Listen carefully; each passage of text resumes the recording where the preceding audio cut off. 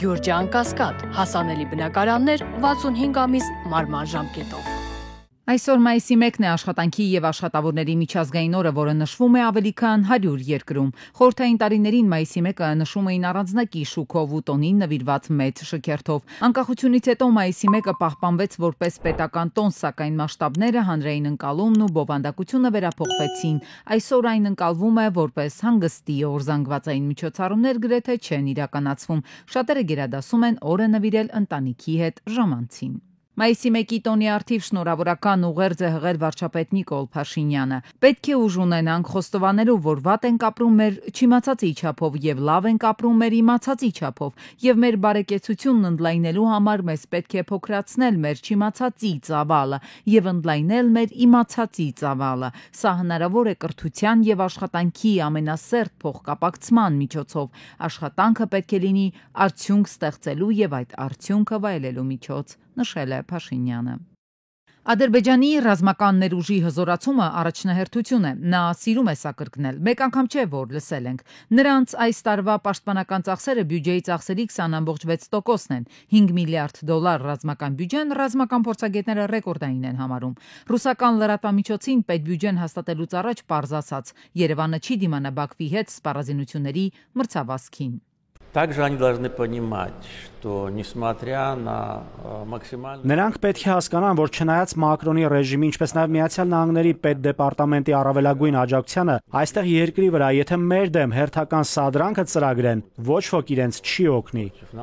Им никто не поможет. Եվ ոչ մի վարքյան չի թույլատրել ռազմական հռետորաբանությունը։ Ամերիկյան, իսրայելական, ադրբեջանական մամուլը ռեժիմով գրում է, թե Ադրբեջանը Միացյալ Նահանգներից զենք է ակնկալում։ Բաքուն ըստ Ջերուսալեմ Փոստի ձգտում է 907 հայտնի բանաձևի չեղարկմանը, բայց բանաձևն ի դեպ արգելում է ամերիկյան կառավարության ռազմական օգնության տրամադրումը Ադրբեջանին, եւ նրանք ամեն կերպ սողանցք են փնտրում հասնելու դրա չեզոքացմանը։ Բաքուն հիմա էլ գնում է ամերիկյան կողմին համոզելու ճանապարհով, թե կմիանան իրենց ընդդեմ Իրանի, եթե զենք ստանան։ Վերջին շրջանում Ադրբեջանը ակնհայտորեն փորձում է կապեր հաստատել Միացյալ Նահանգների ներկայիս վարչակազմի հետ եւ գերազանցապես Իսրայելի եւ հրեական լոբբինգի միջոցով Իքմետ Հաջիևն հանդիպումներ ունենում Իսրայելում, դրանից հետո նորից Ադրբեջանը պատվիրակություն ուղարկեց, Ադրբեջանի նախագահն է որոշ հրեական կազմակերպություններ ընդունել, փորձում են օգտագործել ամբողջությամբ իրանական խաղաքարտը, փորձելով իրենց այդպես դիրքավորել եւ այդտեղից է փչում քամին։ Նա մի ուրիշ մեթոդի էլ է դիմում բարձրաստիճան հանդիպումներում տենդագին բամբասում է Միացյալ Նահանգների նախկին վարչակազմից,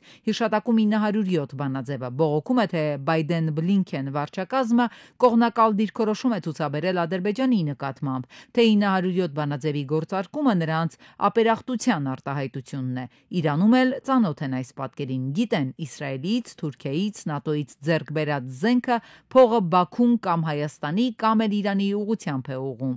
Հիմա էլ ֆիքսել են ու հնարավոր է բոլոր հնարավոր ճանապարհներով ձգտում է հասնել 907-ի չեղարկմանը, որ նահանգներից էլ կարողանա զենք ստանալ։ Ռուսական ԱԹՍ-ները հարվածել են ուկրաինական խոշոր քաղաքներին, Օդեսայում առնվազն 2 մարդ է զոհվել։ Օդեսայի նահանգապետը հայտնել է, որ Օդեսայի Սևծովյան նավահանգստի վրա հարձակման հետևանքով բնակելի թաղամաս է տուժել, ինչի հետևանքով 5 մարդ վիրավորվել է։ Նրա հաղորդմամբ վնասվել են նաև բարձրահարկ շենքեր, բնակելի տներ, սուպերմարկետ եւ դպրոց, որոշ տեղերում հրդեհ է բռնկվել։ Միացյալ Նահանգների եւ Ուկրաինայի միջև հազվագյուտ հանածոների շուրջ համաձայնագիրը ստորագրվել է։ Հիշեցնենք, շաբաթներ շարունակված քննարկումներից հետո փետրվարի 26-ին Կիևը հայտարարեց, որ Ուկրաինան եւ Միացյալ Նահանգները նախնական համաձայնության են եկել լայն տնտեսական համաձայնագրի շուրջ, որով Ամերիկան վերահսկողություն կստանա Ուկրաինայի հազվագյուտ օգտակար հանածոների նկատմամբ։ Համաձայնագիրը նախատեսում է ամերիկա-ուկրաինական ներդրումային հիմնադրամի ստեղծում, գործակցության եւ համատեղ ներդրումների միջոցով Ուկրաինայի տնտեսության վերականգնումն արագացնելու համար։ Ռուսաստանի նախագահ Վլադիմիր Պուտինի հրամանագրով ջութակահար եւ դիրիժոր ԽՍՀՄ ժողովրդական արտիստ Մոսկվայի միջազգային երաժշտության տան նախագահ Վլադիմիր Սպիվակովին շնորհվել է Ռուսաստանի Դաշնության աշխատանքի հերոսի կոչում։ ԱՄՆ պաշտպանության նախագահ Փիթ Հեքսեթը հայտարարել է, որ Իրանը պատասխանատվության կենթարկվի Եմենի հութի ապստամբների Անսար Ալլահ շարժման օգնելու համար։ Ուղերձ Իրանին, մենք տեսնում ենք ձեր մահացու աջակցությունը հութիներին։ Մենք հստակ գիտենք, թե ինչ եք անում, դուք լավ գիտեք, թե ինչի ընդունակ ԱՄՆ զինված ուժերը եւ ձեզ մենք նախազգուշացրել ենք։ X-ի էջում գրել է Փիթ Հեքսեթը։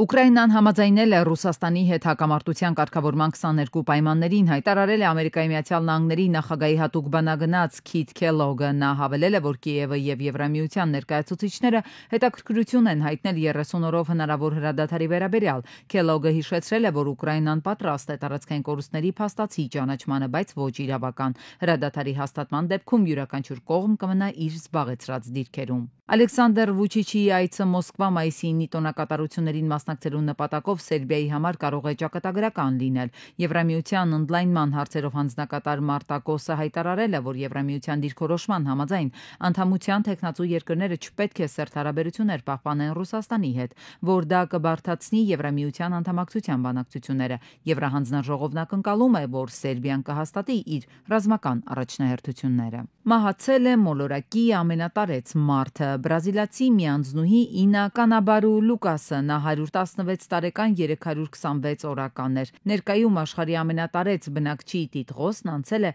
115-ամյա բրիտանուհի Էթել Քաթերհեմին։ Դատավոր Արտուշ Գաբրելյանը կալանավորվել է։ Հիշեցնենք, որ դատավորն ապրիլի 29-ին դատական նիստի է եղել, երբ իրավապահները գնացել են դատարան նրա աշխատասենյակում խոզարկություն իրականացնելու։ Գլխավոր դատախազը դատավորի նկատմամբ քրեական հետապնդում հարուցելու եւ նրան ազատությունից զրկելու թույլտվություն ստանալու համար դիմել է ԲԴԽ-ին։ ԲԴԽ-ն էլ մեկ այլ որոշմամբ էլ կասեցրել է դատավորի լիազորությունները, հաշվի առնելով, որ նրա նկատմամբ քրեական հետապնդում է հարուցվել։ 2.8 մագնիտուդ ուժգնությամբ երկրաշարժ է գրանցվել Գավառ քաղաքից 13 կիլոմետր հարավ-արևելք։ Էպիկենտրոնային գոտում ստորգետնյա ցնցման ուժգնությունը կազմել է 3-ից 4 բալ։ Երկրաշարժը գրանցվել է Գեղարքունիքի մարզի Գավառ, Մարտունի քաղաքներում, ինչպես նաև Երանոց, Վարդաձոր, Ձորագյուղ, Սարուխան, Լանջաղբյուր եւ Գեղարքունիք գյուղերում 2-ից 3 բալ ուժգնությամբ։ Մեկ 2011-ին, մեկ էլ 2023-ին բժշկական մայր բուհը Երևանի պետական բժշկական համալսարանն ունեցել է ավելի քիչ շրջանավարտ, քան բժշկական մասնավոր բարձրագույն ուսումնական հաստատությունները։ 2011-ի թվերի տարբերությունն էական է՝ 829-ը 377-ի նկատմամբ, 2023-ին մասնավորի առավելությունը 81-ով է, 673-ը 592-ի նկատմամբ։ Այս թվերը տեղ են գտել Առողջապահության ազգային ինստիտուտի տարեկան զեկույցում։ Ոլորտի փորձագետը միանգամից արձագանքում է. Ֆիքսենք, այս ամենը բժշկական կադրային ռեսուրսի նվազման ֆոնին է տեղի ունենում։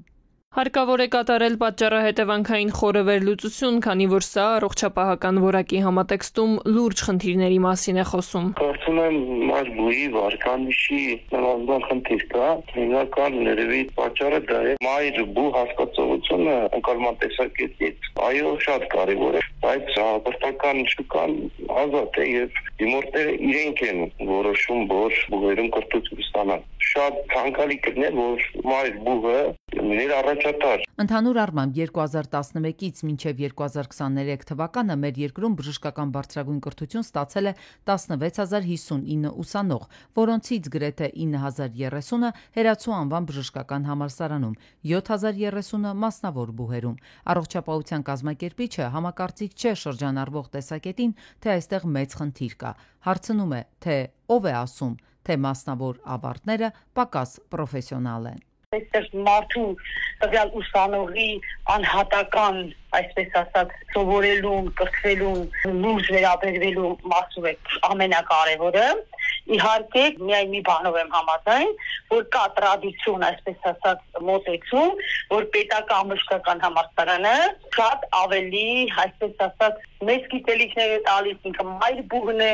եւ դա ոչ մեկը չի կարող հետքել։ Բայց մտածել, որ հենց հատկապես որակավորել մասնագետին, որ ինքը ավարտել է այլ բուհ բժշկական Հայաստանի Հանրապետությունում, եւ դա արդեն իսկ նրա որակավորման չափանիշ է, ես համաձայն չեմ։ Բուհերի ծրագրերի ստանդարտացումը, բուհերում ինչպիսի կրթություն են տրամադրում, դրա պատասխանատուն կրթության նախարարությունն է։ Եվ կրթության նախարարությունը ամեն տարի հետազոտում է տվյալ բուհերում արդյոք կրթական մակարդակը բարձր է ցածր։ Այդ լիցենզիաները, այդ հավատարմագրումները տալիս է գյուղատնտեսության նախարարությունը, ուրեմն կարծում եմ խնդիրներ չկան։ Ի դեպ մեր երկրում բժիշկների նվազման մասին համաձայն նույն պաշտոնական վիճակագրության բոլոր մասնագիտություններով բժիշկները 1 տարվա 2022-ից 2023 թվականների ընթացքում պակասել են ավելի քան 1118-ով։ Միջին բուժանձնակազմն էլ կրճատվել է գրեթե 200 մասնագետով։